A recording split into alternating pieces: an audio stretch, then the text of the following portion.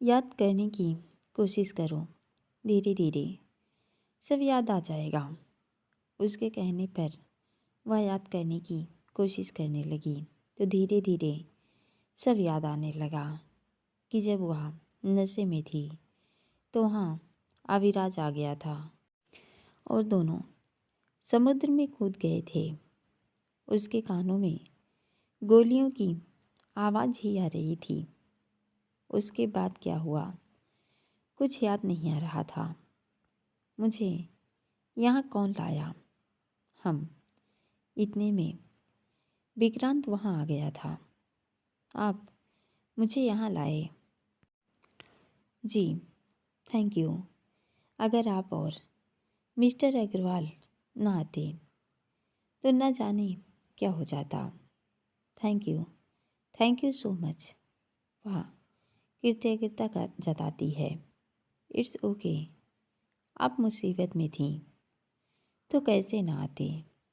ये बताइए कि आप कैसी हैं? मैं ठीक हूँ पर मेरे बच्चे तो ठीक हैं। हाँ और माधवन भैया वो भी ठीक हैं।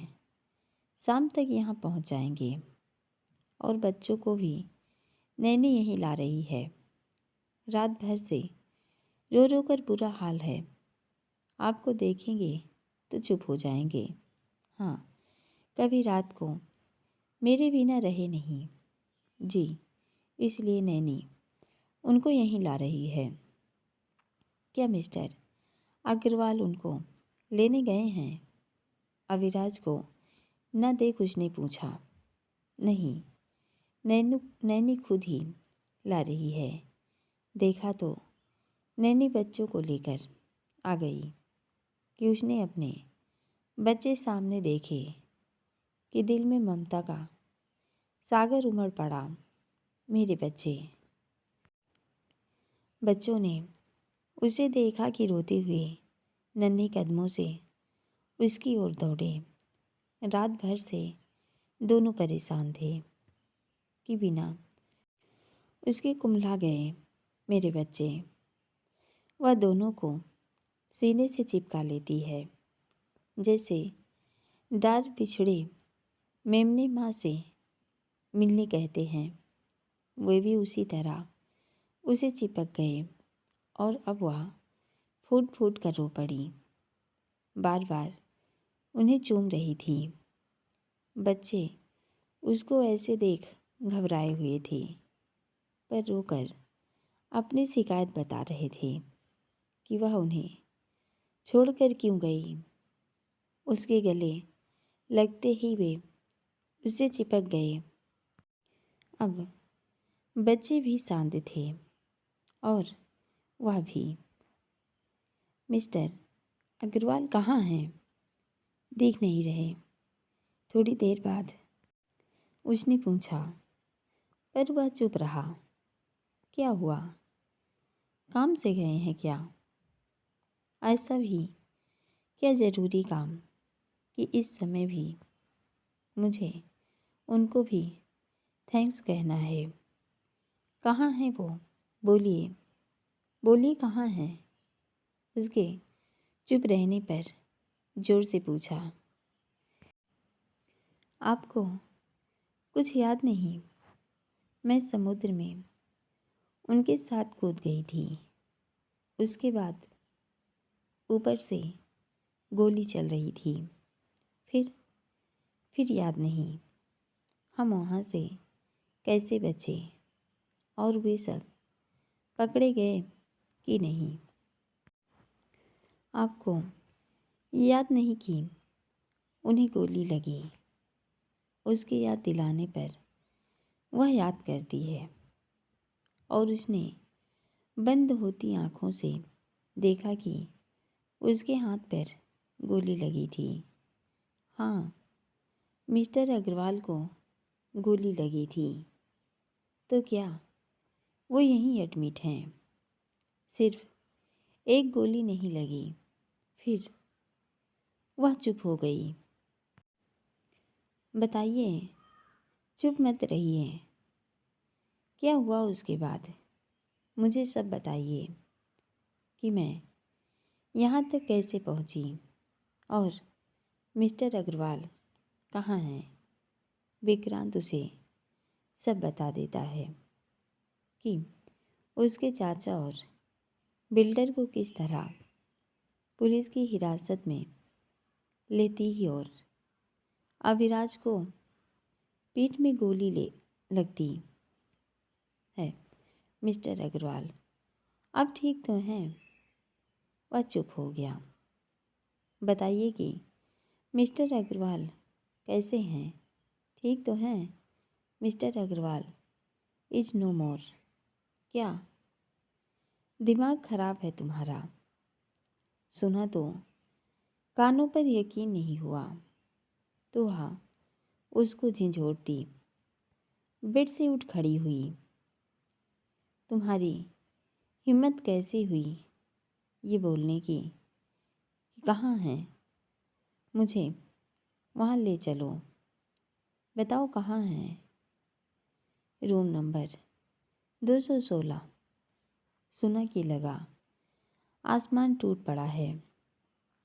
वह बच्चों को वहीं पर छोड़कर बदहवासी में बाहर की तरफ दौड़ती है और उस कमरे में घुस गई जहाँ डॉक्टर्स ने उसे अंदर आने से रोकना चाहा कि वह उन्हें धक्का देकर रूम में चली गई। वहाँ बेड में अविराज लेटा हुआ था। उसकी आंखें बंद थी। उसे ऐसे देखा तो जैसे सांसें रुक गई। आंखों से आंसू टपक पड़े। कदम आगे बढ़ाने भारी हो रहे थे। उसे यूं पड़ा देख उसका दिल फट रहा था। खुराना साहब, वह जोर की दहाड़ मारती है। नहीं, ये झूठ है, सब झूठ है। आप ऐसे नहीं जा सकते।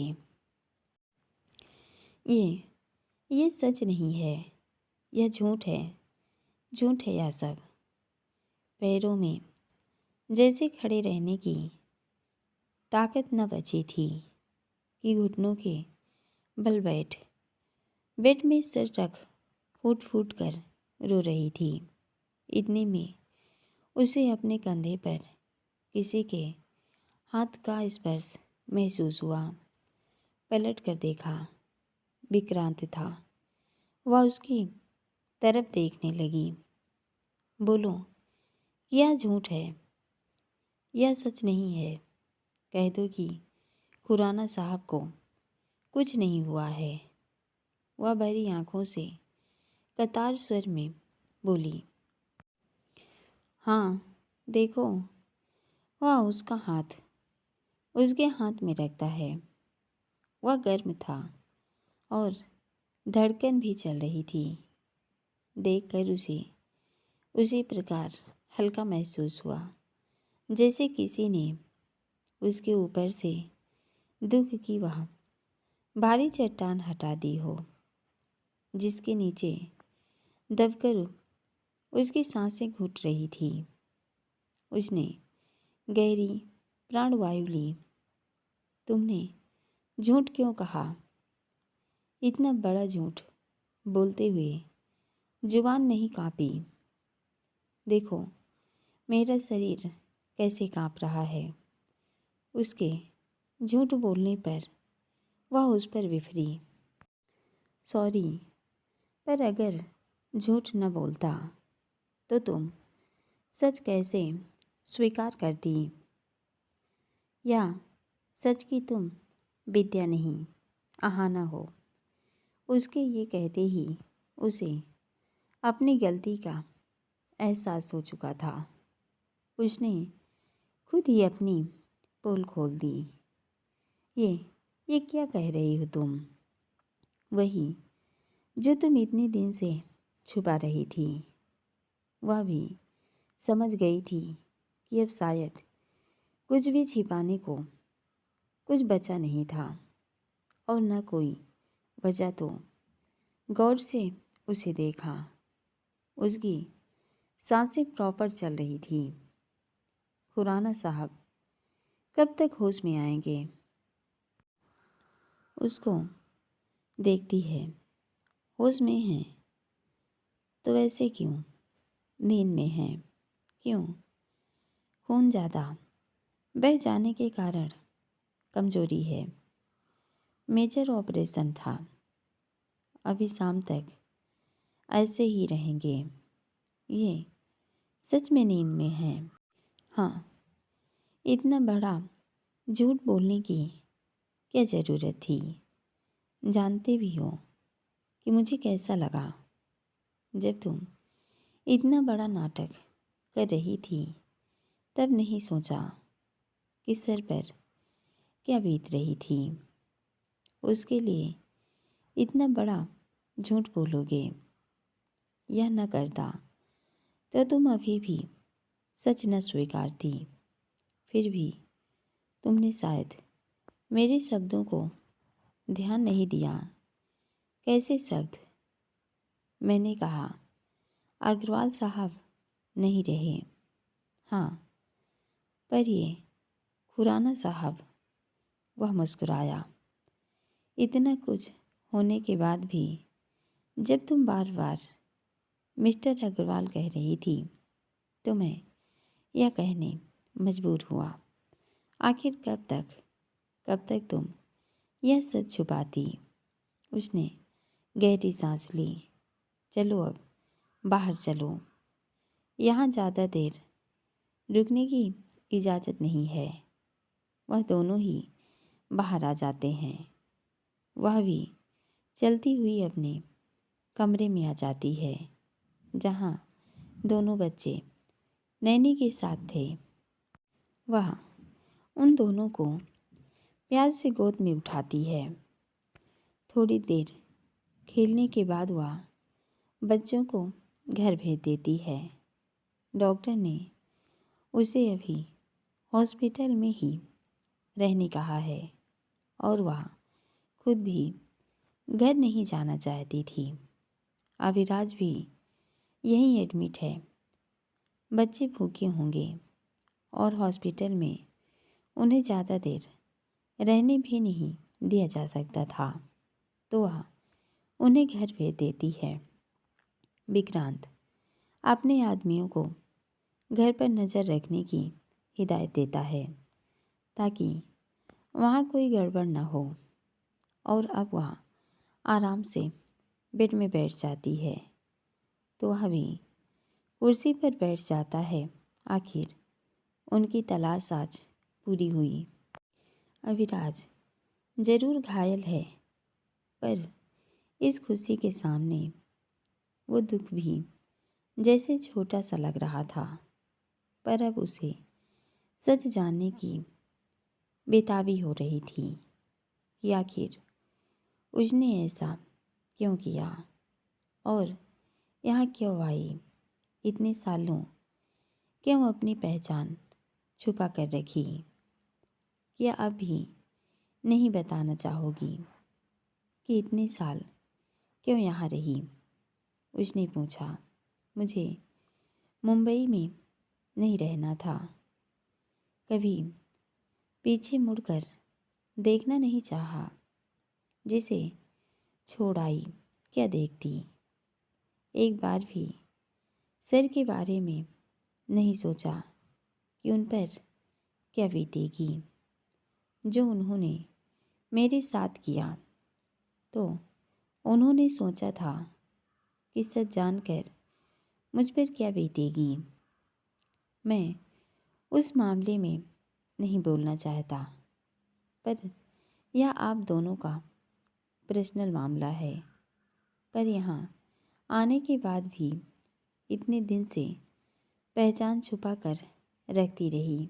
यहाँ तक कि सर को यकीन दिलाने की तुम विद्या ही हो क्या नहीं किया। अगर मैं यह झूठ नहीं बोलता तो तुम अभी भी न बताती। आखिर इतनी क्या नाराज़गी? क्या वो वजह इतनी बड़ी थी कि तुम सर की सारी अच्छाइयाँ नज़रअंदाज कर गई। मैं बहुत आगे बढ़ गई थी। यकीन नहीं होता। मैं ये चाहती थी कि वे लौट जाएं, पर क्यों, जबकि उनका हक है सच जानना। नहीं, उन्हें कोई हक नहीं था। वह कठोरता से बोली, तुम इतनी कठोर कैसे हो सकती हो? नाजुक फूल अगर कांटा बना तो वह भी तो बड़ी होगी। जब बार बार उसे चोट पहुंचाई जाए, रौंदा जाए, मसला जाए, उसका अस्तित्व खत्म करने की कोशिश होगी तो वह बनेगा कांटा और लोगों पर चुभेगा भी। वह आवेश में बोली, इतना गुस्सा उसके लिए जो तुम्हें इतना प्यार करते हैं कि तुम्हारे लिए जान तक दांव पर लगा दी। वह बोला तो वह चुप हो गई, क्योंकि सामने नर्स थी, साथ में डॉक्टर भी थी। वह उसकी रिपोर्ट देखने लगी। सब सही था। जब वो चले गए तो अब वे फिर बातें करने लगे। तुम्हें कैसे पता चला कि मैं यहाँ ना हूँ? उसने पूछा। सर तो पहले दिन से ही जानते थे कि तुम यहाँ ना हो, पर मुझे थोड़ा शक था, जो कल तुम्हारे सिग्नेचर से साफ हो गया। अब बताओगी कि क्यों किया यह सब? इसके सिवा मेरे पास रास्ता ही नहीं बचा था। ऐसा क्या हुआ कि अचानक चली आई? जानते हो ना, उन्होंने मेरे साथ कितना बड़ा धोखा किया था। धोखा उन्होंने कोई तुमसे जानबूझकर नहीं किया था। वह सब भूमिक का किया धरा था। सब कुछ क्या भूमिक ने ही किया था? हाँ, प्रांजल को भी क्या भूमिक ने खरीदा था? उसने रोज समय भरकर उसकी तरफ देखा। बस एक यही गलती उनसे हुई। तुम तो क्लीन चिट दे रहे थे, तब वो कोई और अविराज खुराना थे। लेकिन मेरा स्ट्रगल तो वहीं से शुरू हुआ ना। हाँ, पर तब वो अलग अविराज खुराना था, जिन्हें हर वो चीज़ हासिल करने की आदत थी जो उन्हें पसंद थी। रोमांस से दूर दूर तक नाता नहीं था। उन्हें वंशिका की खुशियाँ चाहिए थी, जो उन्होंने उसे देने की कोशिश की। उन्हें पता नहीं था कि उसकी कीमत उन्हें इस रूप में चुकानी पड़ेगी कि उन्हें अपनी ही खुशियों के लिए तरसना पड़ेगा। कहकर वह चुप हुआ, पर वह चुप थी। गलती तो हुई थी ना। हाँ, मैं अब विद्या की पहचान में मेरे 2 बच्चों के साथ माधवन भैया और मेरे होटल में खुश हूँ। तुम तो खुश हो। खुराना साहब का क्या सोचा कि वह खुश हैं कि नहीं? क्या कर रहे हैं? जानने की कोशिश नहीं की।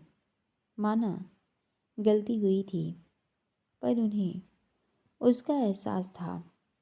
मुंबई छोड़ने से पहले एक बार भी खुराना साहब को इन्फॉर्म करने की ज़रूरत नहीं समझी कि ये कितने परेशान होंगे।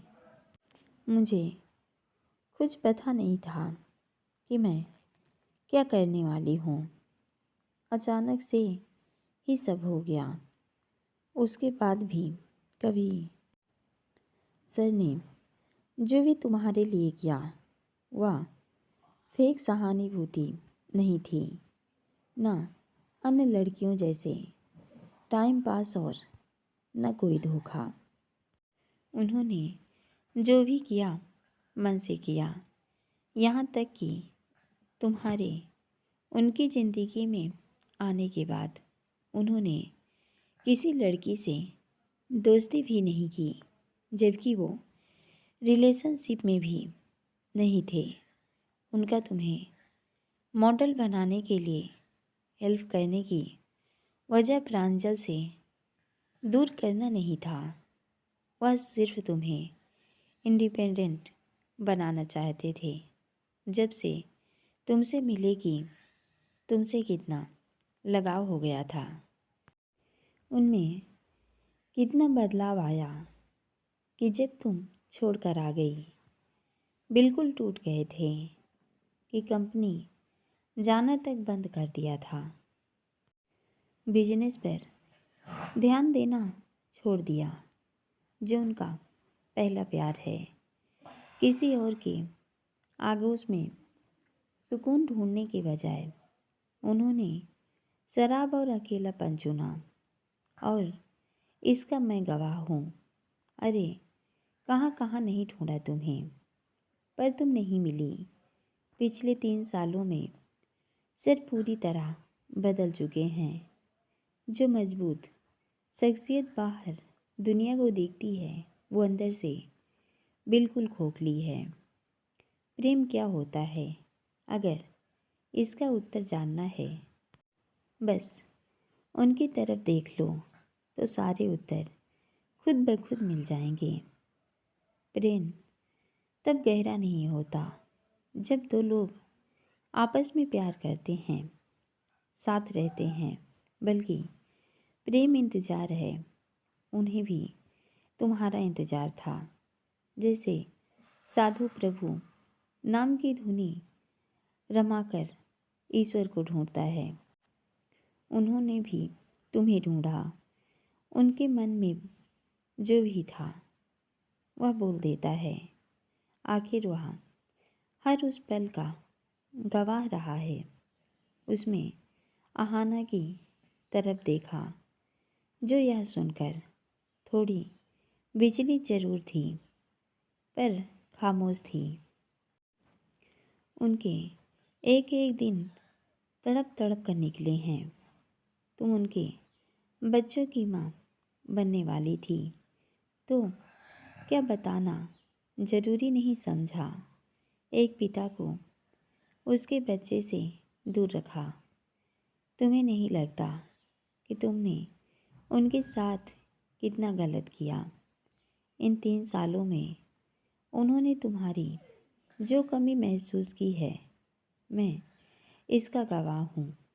मैं भी तुम्हें तब से ही जानता हूँ, जब से तुम हिमानी मैडम के घर पर काम करती थी, क्योंकि तुम पर नज़र रखने का काम मेरे को ही दिया हुआ था। मैं अच्छी तरह जानता हूँ कि तुमने कितना स्ट्रगल किया है। मानता हूँ इस बात को कि वंशिका प्रांजल भूमि की वजह से तुम्हें तकलीफ़ उठानी पड़ी, पर तुमने इन सब की तरह खुराना साहब को भी एक ही तराजू में तौल दिया। सब भूल गई कि उन्होंने तुम्हारे लिए क्या क्या किया। भूमिक ने कहा, और तुमने मान लिया कि उन्होंने तुम्हारे साथ धोखा किया है, और तुमने पलट कर भी नहीं देखा। अगर तुम्हें वहाँ कुछ प्रॉब्लम थी तो उनसे बात कर दी, पर तुमने नहीं की। यहाँ मैं खुद नहीं आई तो मेरे होने वाले बच्चे मुझे यहाँ ले आए। इनको दुनिया में आना था तो किस्मत यहाँ ले आई, और मैं आ गई। कुछ साल पहले भी तो सुंदरपुर छोड़कर मुंबई आ गई थी। जब तब नहीं सोचा तो इस बार भी नहीं सोचा। मुझे मुंबई में रहना ही नहीं था। मुझे ऐना की उस पहचान से नफ़रत हो गई थी जो मुझे किसी के एहसान से मिली थी। मेरे सामने खुराना साहब का जो रूप था मैं नहीं स्वीकार पाई। मैंने उन्हें अपना दोस्त, गुरु, संकट मोचक न जाने क्या क्या समझा था। जब सच मेरे सामने आया तो मेरा विश्वास पूरी तरह चरमरा गया। किसी पर विश्वास करने का मन नहीं था।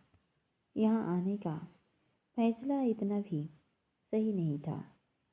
यहाँ नहीं आती तो अपनी पहचान कैसे बनाती। ऐना की पहचान मुझे भीख में मिली हुई थी। विद्या की पहचान मेरी पहचान नहीं है, लेकिन मेरे बच्चों को जन्म देने के लिए यह मैंने खुद बनाई।